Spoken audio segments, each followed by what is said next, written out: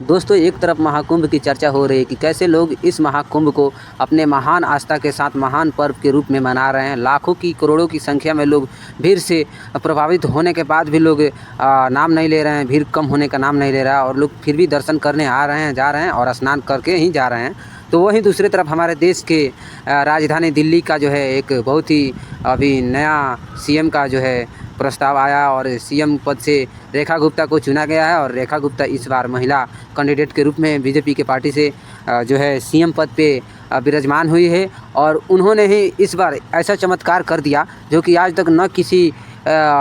मुख्यमंत्री ने किया था और नहीं शायद कोई कर पाएगा, क्योंकि महिला कैंडिडेट होने के बाद भी उन्होंने शपथ लेने के पहले दिन ही, यानी कि कुछ घंटों में ही, कुछ पल में ही आप बोल सकते हैं कि शपथ लेने के बाद ही वो तुरंत अपना इमरजेंसी मतलब बोले तो मीटिंग कैबिनेट बैठाकर और उसमें उन्होंने ऐसा प्रस्ताव लाया कि पहली बार में ही उन्होंने शतक लगाया। यानी कि बता दें कि पहली बार में ही अपने चाहने वालों की, पब्लिक की और अपने वोटर्सों के दिल में, मतलब जो वोटर्स हैं उनके दिल में अपने लिए एक अलग सी जगह बना ली। तो शायद ये रेखा गुप्ता ही हैं जो कि ऐसा कर सकती है और बीजेपी के नेतृत्व में जो ये हो रहा है सब शायद बीजेपी पार्टी का ही, भारतीय जनता पार्टी का ही एक कमाल है। तो आपको यही कुछ बताने जा रहे हैं, तो आप वीडियो में ध्यान से बन रही है। और आपको बता दूं कि जो वो प्रस्ताव था वो यही था कि देश के अलग अलग राज्य में, अलग अलग क्षेत्र में, अलग अलग शहरों में जो है आयुष्मान भारत का लाभ उठा रहे हैं लोग। लेकिन दिल्ली में अभी तक आम आदमी पार्टी का सरकार होने के बावजूद भी आम आदमी बोल रही थी कि हम इतना कॉलेज बनवाए, इतना हॉस्पिटल्स बनवाए, इतना सुविधाएं दिए, तीर्थ यात्रा के लिए घुमा रहे वगैरह वगैरह बहुत चीज़ बोली थी। लेकिन अभी तक किसी को आयुष्मान कार्ड्स के द्वारा नहीं जोड़ा गया था, क्योंकि इन लोगों को लगता है कि जो बीजेपी ला रही है स्कीम वो सिर्फ बीजेपी के लिए ही है, हमारे लिए नहीं है। शायद यही कारण है, जिधर बीजेपी का सरकार था वहाँ तो सब सही है, लेकिन इस बार दिल्ली में मतलब बहुत दिन बाद सरकार बनने के बाद जो है अब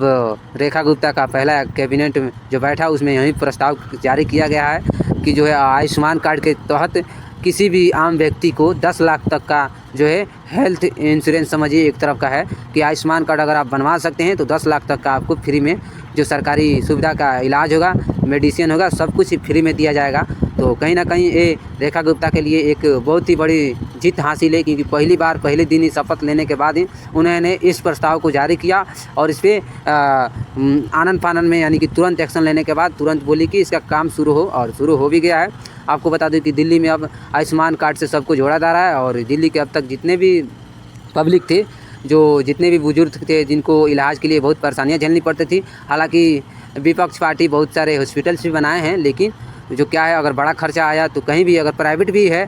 आयुष्मान का एक नियम है कि अगर आप प्राइवेट भी हॉस्पिटल में जा रहे हैं, आयुष्मान कार्ड आपके पास है, तो वो भी 10 लाख तक का जो है आपको फ्री में प्रोवाइड करेगा, आपको सुविधा फ्री में आपका जो है चेकअप करेगा, इलाज करेगा और आप बिल्कुल स्वस्थ होइएगा। और वो जो है सरकार से डायरेक्ट पैसा लेगा, हॉस्पिटल वाला सिर्फ आपका कार्ड देख के ही आपको जो है बिलिंग सब भरता रहेगा, वो अपना ऑटोमेटिक पे करता रहेगा वो सरकार से लेके, और आपको इलाज में कोई परेशानी नहीं होगा। तो ये बहुत बड़ी जो है एक